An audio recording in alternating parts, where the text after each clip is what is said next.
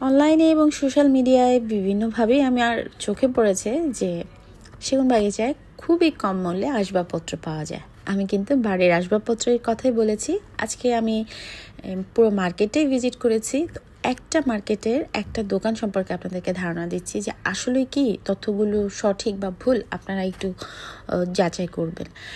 পুরনো মার্কেটটা অবশ্যই দেখাবো পরবর্তী ভিডিওতে। এটা একটা নতুন ফার্নিচারের দোকান। এখানে হচ্ছে গিয়ে অনেক ধরনের ফার্নিচার আছে, আর প্রত্যেকটা ফার্নিচার মনে হচ্ছে যে অনেক বেশি নকশামণ্ডিত।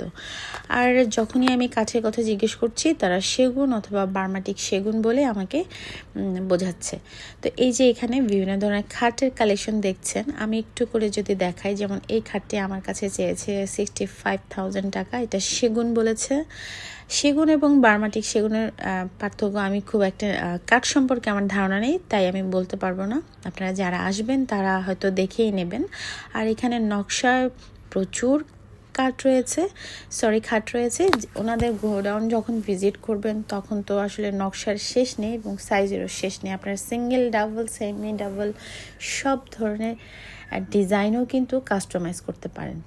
তো যা বলছিলাম যে কম মূল্যের ফার্নিচার আসলে সেগুনবাগিচায় পাওয়া যায় কি না, আমার যেটা ঘুরে ঘুরে মনে হলো খুব একটা কম না। তবে এই যে যেমন ডাইনিং টেবিলগুলোর কথা বললো, এগুলো 50K।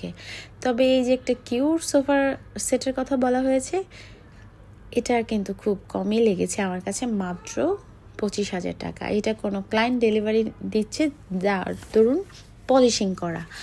আর এখানে যা ফার্নিচার আছে এগুলো কিন্তু যখন আপনারা অর্ডার করবেন পলিশ করা, খুব ভালোভাবে বার্নিশ করে তারপর হচ্ছে আপনাদেরকে ডেলিভারি দেওয়া হবে।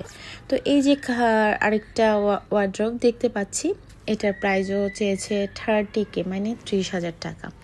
আমার আসলে ফার্নিচার সম্পর্কে খুব আইডিয়া নেই, তবে দু একটা ফার্নিচার দেখার পর মনে হলো যে মোটামুটি নতুন ফার্নিচার, একেবারেই নতুন।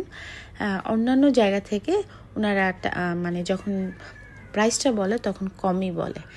যাই হোক, আপনারাই যখন আসবেন তখন দেখে বুঝতে পারবেন। এখানে অনেকগুলো দোকানই রয়েছে, যার ধরুন আপনারা দেখে শুনে ঘুরে তারপর হচ্ছে ফার্নিচার নিতে পারবেন। আর আমি পরবর্তী ভিডিওতে পুরনো ফার্নিচার দেখাচ্ছি।